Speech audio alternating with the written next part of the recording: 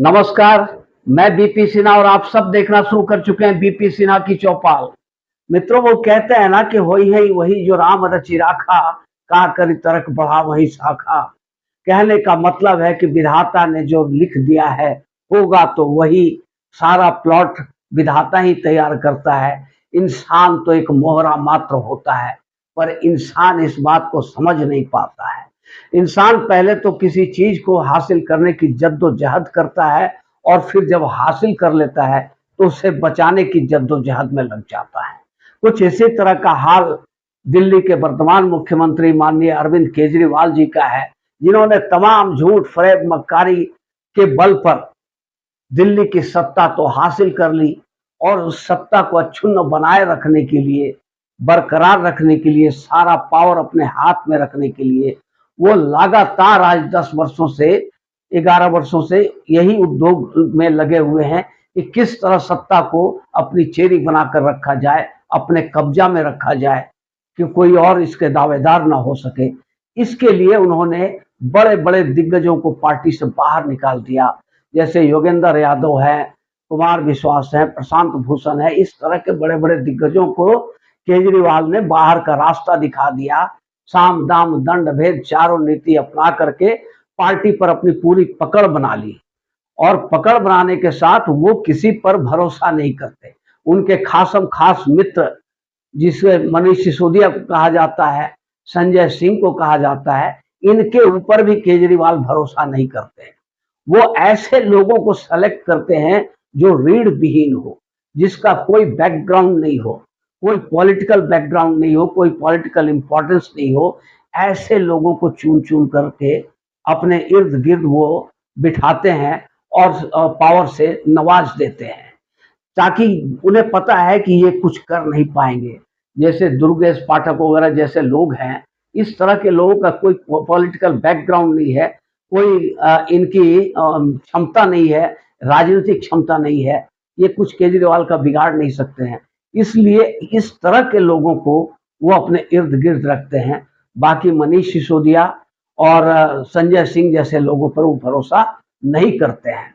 अब मित्र, बात ऐसा है कि केजरीवाल जी तो इस समय जेल में पड़े हुए हैं, और उनकी दिली ख्वाहिश है कि उनकी पत्नी सुनीता केजरीवाल ही मुख्यमंत्री बने, और दिल्ली की कुर्सी, अगर मुख्यमंत्री का कुर्सी वो छोड़े तो उस पर सुनीता केजरीवाल विराजमान हो जाए।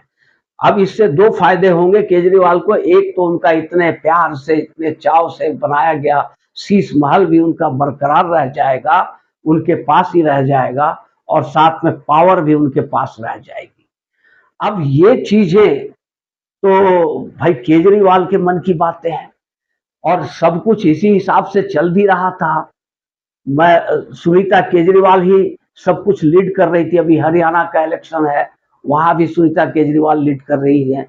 जहां जहां भी इलेक्शन, जिस जिस राज्य में इलेक्शन है, सब जगह सुनीता केजरीवाल को स्टार कैंपेनर केजरीवाल ने घोषित किया था कि सुनीता केजरीवाल के नेतृत्व में लड़ा जाएगा सारी लड़ाई, सारा चुनाव। और सुनीता केजरीवाल उस हिसाब से आगे बढ़ करके केजरीवाल की कुर्सी पर बैठ भी गई थी। पर इतने में खेल हुआ। अब खेल हुआ या खेल कराया गया, ये नहीं कहा जा सकता है। राजनीति में जो कुछ सामने दिख रहा है वो होता नहीं है, और जो हो रहा है वो दिखता नहीं है। ये तो राजनीति का एक चाल चरित्र और चेहरा है। तो मनीष सिसोदिया को या तो जमानत मिल गई, स्वतः जमानत मिली, या जमानत दिलवाया गया उनको, खेल केजरी का खेल खराब करने के लिए।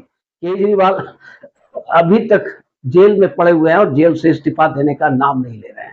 वो अभी भी मुख्यमंत्री बनकर बैठे हुए हैं। अब जैसे ही केजरीवाल ये मनीष सिसोदिया जेल से बाहर आए, सारा खेल ही पलट गया। और मनीष सिसोदिया को सारी बातें पता है कि जैसे ही मनीष सिसोदिया जेल गए थे तो केजरीवाल ने क्या व्यवहार किया था उनके साथ। उनसे तुरंत रिजाइन ले लिया था। हालांकि सत्येंद्र जैन वर्षों से जेल में रहे, उनसे रिजाइन नहीं लिया। और आप अपने आप से भी खुद भी केजरीवाल ने आज तक रिजाइन नहीं किया। फिर किस ग्राउंड पर सिसोदिया से रिजाइन लिखवा लिया था तुरंत का तुरंत, और साथ ही साथ घर भी खाली करवा दिया था सिसोदिया से। तो जिस तरह का व्यवहार केजरीवाल ने सिसोदिया के साथ किया था, सिसोदिया ये सब बात जानते थे और सारी बातें समझ गए। सारा खेल उन्हें सिसोदिया को समझ में आ गया कि केजरीवाल ने अपना गर्दन बचा लिया है, कहीं साइन नहीं किया है, अपनी गर्दन बचाने की पूरी कोशिश की और मेरी गर्दन फंसाने की पूरी पूरी कोशिश की है। मतलब जितने भी घोटाले हुए सब मेरे माथे पर थोप दिया गया है और केजरीवाल अपने आप को बेदाग और बेदाग बता रहे हैं। पर ऐसा है नहीं। आम आदमी पार्टी में कोई भी जानता है कि एक पत्ता भी हिलता है तो बिना केजरीवाल की मर्जी का एक पत्ता भी नहीं हिल सकता है। तो फिर इतने बड़े-बड़े निर्णय कैसे हो सकते हैं?